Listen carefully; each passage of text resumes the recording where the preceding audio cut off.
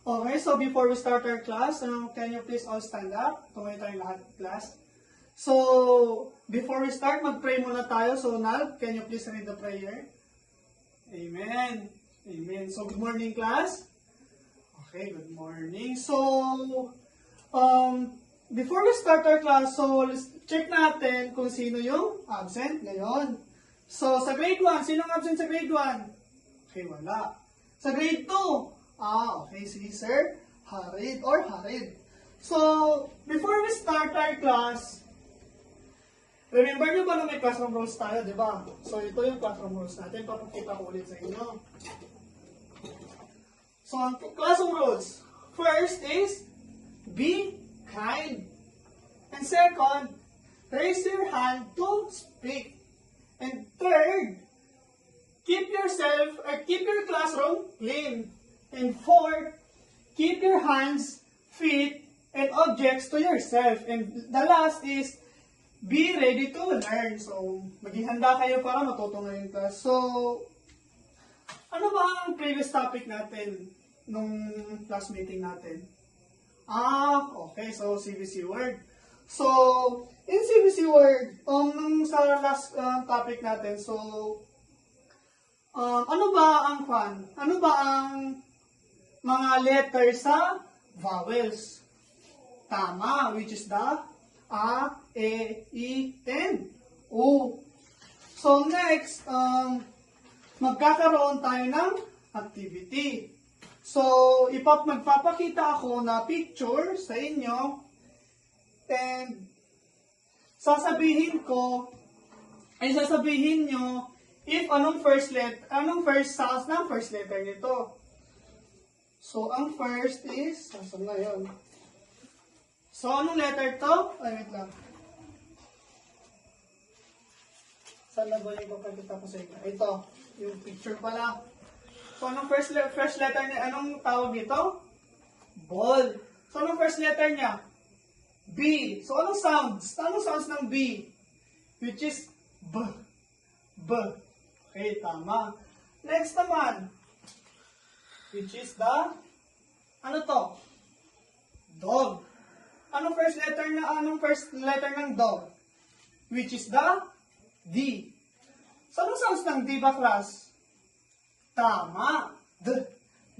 So, sa kwan naman tayo, sa grade 2 naman tayo. So, sa grade 2, may papakita ko sa inyong picture. So, makinig kayong mabuti sa akin, class, para masabi ko kung mapapakita ko sa inyo yung picture at masabi ko kung anong sounds nito ulit. Same sa grade 1. Or para, syempre, kung same lang din. So, ano ito?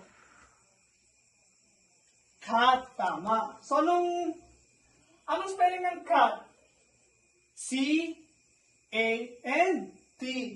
So, ang one is, ang C means, sa kwan siya is, consonant. So, ang sounds ng C is, ganon. So, ang next naman, saan na yun? Which is the, ito, pwede ito. Dog. So, anong first letter ng dog? D. Ang sounds ng D is, D. So, tama. So, sa grade 1, may ask ko sa inyo, anong sounds ng letter M? Okay, Harid. Ay, wala pala si Harid ngayon. So, Biag, ikaw na lang. So, tama. So, tama. Next naman, bakit may sounds yung letters? Okay, thank you. So, sa grade 2 naman tayo, class. So, sa grade 2, how many letter in CVC? Consonant, vowel, and consonant. So, yes, tama. 3 lang siya. 3 lang, which is the, consonant, vowel, and consonant. Okay, so balik, sa grade 2, manakuan muna kayo, stay put lang kayo dyan, so kasi babalikan ko kayo. So sa grade 1, so ano sa tingin nyo ang topic natin ngayon? Tama! Ang topic natin ngayon sa grade 1 is tungkol sa... So, ang topic natin class sa grade 1 is letter sounds relationship. But, bago ko explain sa inyo kung ano nga ba ang letter sounds relationship is ito ang ating learning objectives. So, read after me guys, in class, okay? First, learning objectives. At the end of the lesson, the pupils are expected to A. Identify the relationship between letters and their sounds. B. Give words that begin with specific letter or sounds. And the last one, objectives is C, which is participate actively in letter sounds activities. So, okay, let's proceed. So, ano nga ba ang letter sounds relationship? Letter represent sounds in words. Each letter has its own sounds, and these sounds help us read words correctly. Excuse class. So, okay, bigyan ko kayo ng example. Okay, read after me class. F says as in fish. Next, G says g as in goat. So H says as in hen.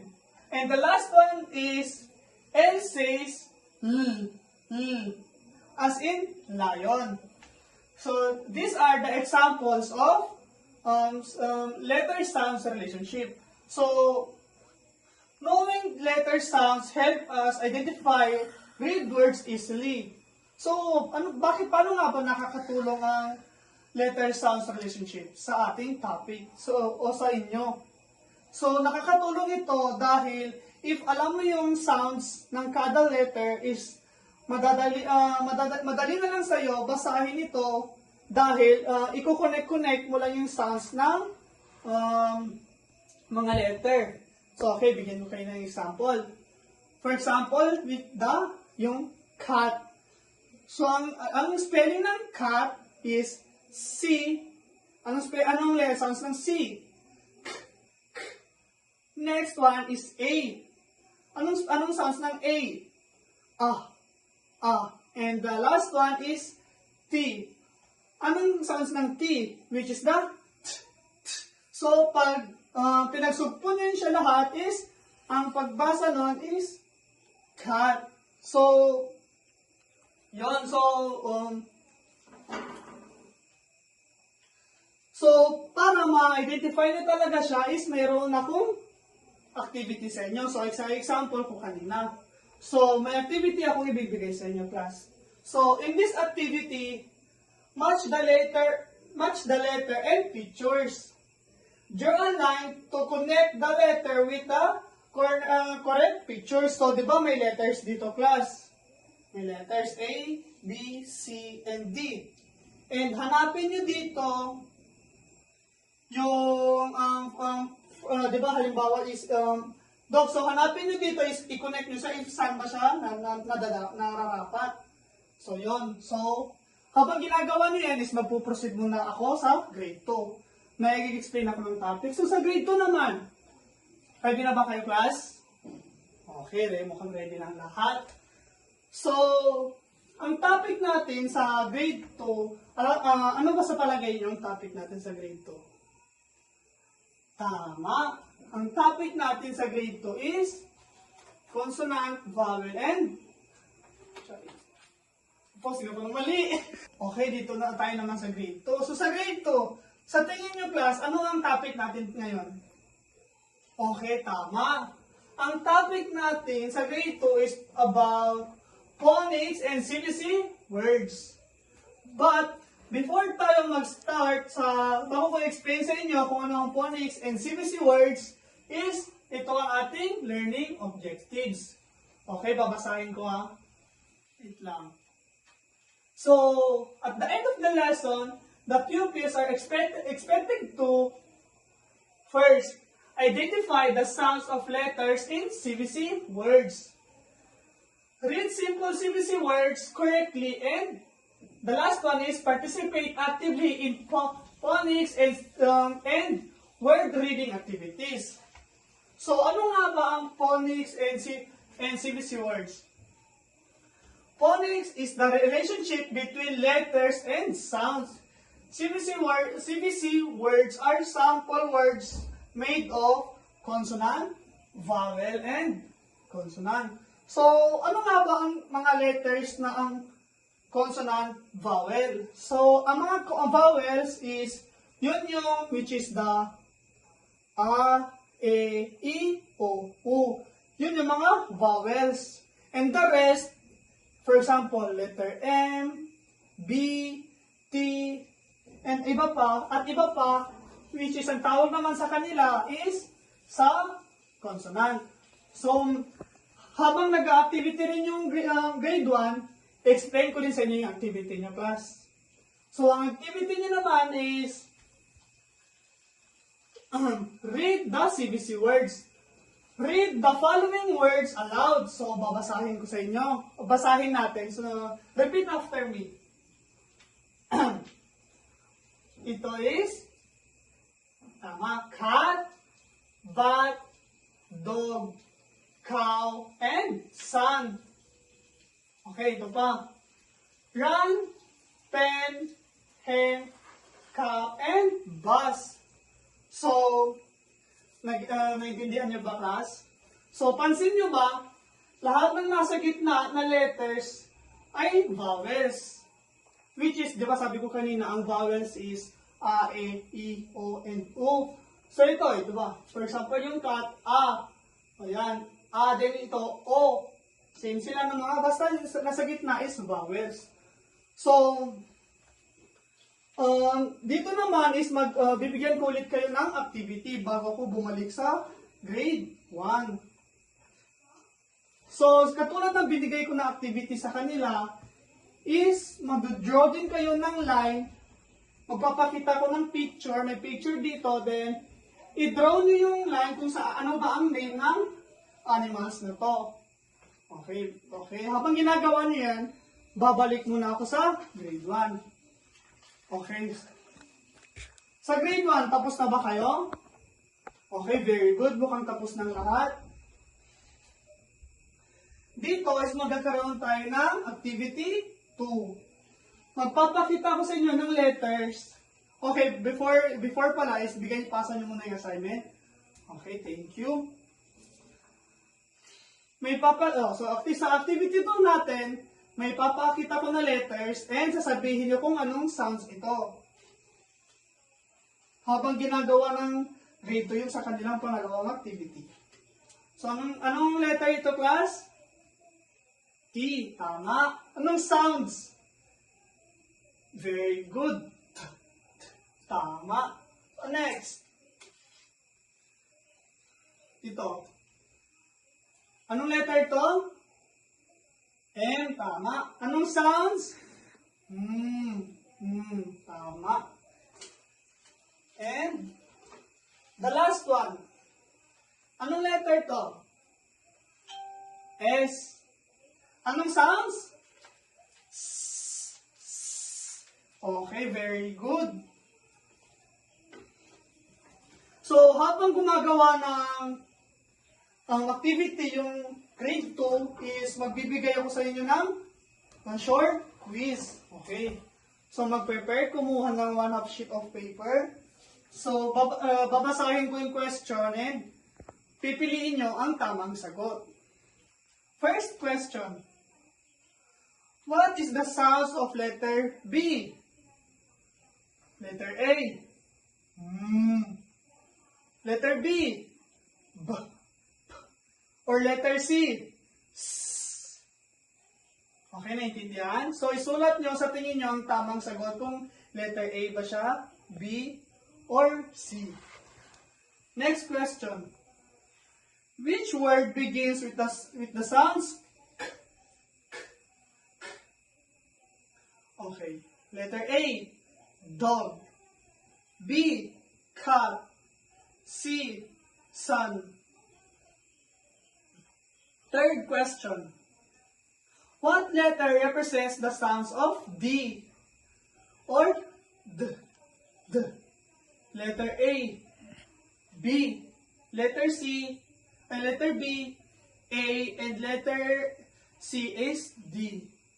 So the last question. Why is it important to learn letter sounds? A, to help us read words. B, to make noise. C, to sleep in class. So, tapos na bang lahat? Nakafollow ba? Okay, very good. So, bibigyan ko na lang kayo ng assignment. So, ito na yung assignment nyo. Babasahin ko yung assignment nyo, class, ha? Write 5 letters in your notebook and draw one object that begins with each letter sounds. So, di ba ang binigay ko na example sa inyo kanina is, ang na letter sound is A, B, and C. Or, yun, tama. A, B, or K. So, maghanap tayo ng words or words na nag-start sa ganong sounds. Ipasa yan sa next meeting natin. Okay, tapos, okay, nasulat nyo na ba? Okay, so, babalik naman ako sa grade 2. Tapos na ba ang lahat sa pag-1? Okay, mukhang tapos na. So, kung tapos na kayo, magkakaroon din tayo ng quiz, or short quiz. Babasahin ko ang question and sasagutin sa one half sheet of paper yung sagot. Same lang sa ginawa ng grade 1. So, babasahin ko na. What does CVC mean? A, consonant, vowel, and consonant. B, vowel, consonant, and vowel. Or C, consonant, consonant, and vowel. Naka-follow? Okay, tama. Next question. Which of the following is a CVC word? A, apple. B, cat. Or C, banana. And the last question. Which word has 3 letters? Cow, school, or banana? Okay, tapos na ba kayo, class? Okay, tapos na. So, bibigyan ko na lang din kayo ng assignment, ipasa nyo bukas or sa next meeting natin. Okay, babasahin ko ulit and isulat nyo na lang sa notebook nyo. Write 5 CVC words in your notebook and draw a picture of each word. For example, if maglalagay kayo ng cat, is i-drawing nyo yung cat. Or dog, then mag-drawing din kayo ng dog. So, naiintindihan nyo ba yung topic natin, class? Sa grade 1, naiintindihan nyo ba? Oo, sa grade 2. So, mukhang naiintindihan nyo naman lahat. So, bago tayo umuwi, is tumayo muna ang lahat para sa pag-prayer natin bago tayo umalis. Okay, tapos na? Okay, amen? Amen. So, yun lang, class, and see you tomorrow. Goodbye, class. See you. Okay, goodbye.